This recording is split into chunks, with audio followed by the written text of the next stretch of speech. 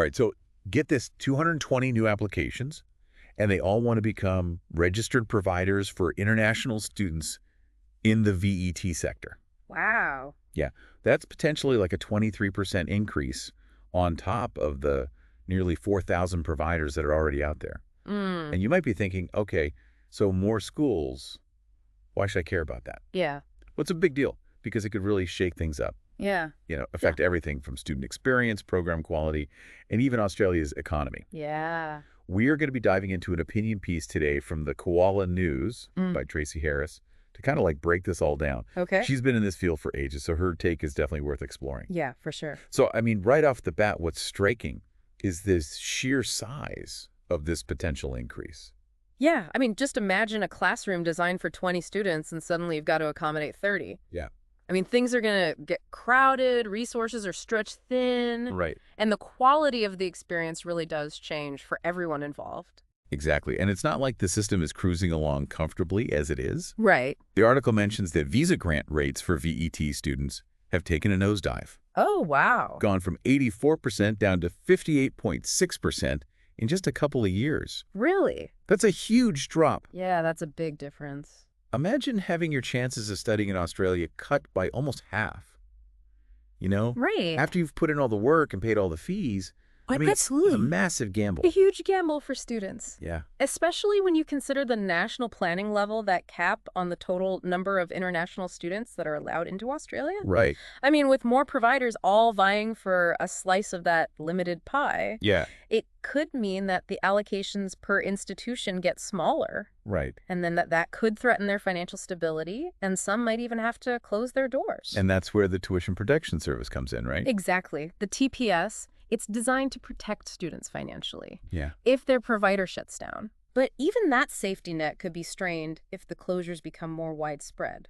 Exactly. The system is already feeling the pressure, Yeah. and this influx of new providers could really kind of push it to the brink. Yeah, for sure. Now, the author does bring up a point that maybe isn't all doom and gloom. Okay. She suggests that many of these new applications might be for these specialized areas like pilot training Right. that are exempt from those tight student allocations. But wouldn't it be incredibly risky to base a business model on an exemption like that that could just disappear overnight? Absolutely. What happens if the political winds shift and those exemptions vanish? Right. It's a gamble for sure. Yeah. And it really highlights a crucial point for anyone considering studying abroad, I think. What's that? Don't just skim the headlines. You really need to look deeper, understand the nuances, and think critically about the bigger picture. That makes a lot of sense. It's your education and your future. So you can't afford to be swayed by superficial promises. Yeah. You really need to look at the sustainability of the whole system, For sure. which is exactly what Tracy Harris is arguing for in this article. Okay.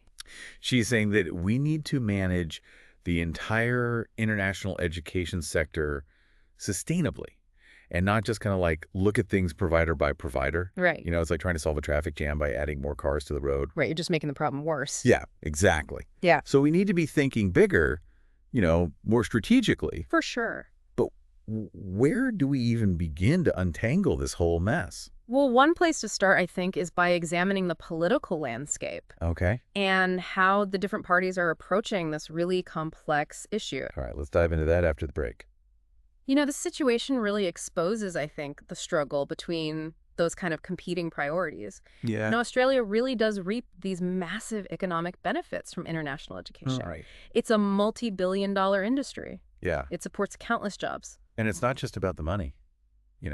Having these international students on campuses in classrooms, it kind of like injects this energy and diversity into the mix. Sure. Exposes everyone to these different viewpoints. Right. And promotes a more kind of global perspective, I think. Exactly. And so how do you balance those positives Yeah. with concerns about quality and long-term sustainability? Right. Are we sacrificing the student experience Yeah. just to chase these short-term economic gains? Yeah, given this whole situation, how do you see the current political climate influencing the government's response? Well, the current Labor government is advocating for the national planning level. Okay. That cap of 270,000 international student places. Right. But then at the same time, you've got the coalition Yeah. who are arguing that even 270,000 is too high. Right. So no matter who wins the next election, it looks like tighter controls are probably on the horizon. Some are arguing for tighter controls. Wouldn't limiting international students also kind of impact Australia's economy and soft power? It's a delicate balancing act, that's for sure. I mean, too much restriction, and we risk losing out on those economic and cultural benefits that international education brings. Right. You know, we could even damage Australia's reputation Yeah. as a welcoming and desirable study destination. That kind of brings us back to the author's call for this holistic approach. Yeah. Instead of just reacting to the number of applications, we need this long-term strategy that really considers all the factors involved. Yeah, and we need to be asking some tough questions like, how many international students can Australia realistically accommodate while still maintaining those quality standards? Right.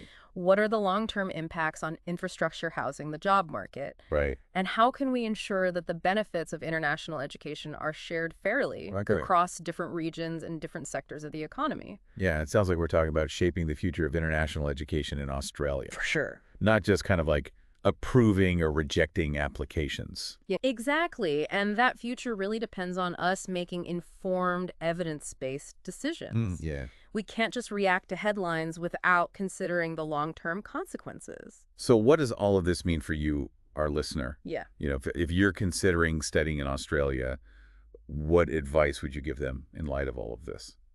I would say do your research. Okay. Don't choose a program based solely on price or marketing materials. Yeah. Look into the provider's track record, their financial stability, and their commitment to student support. Okay.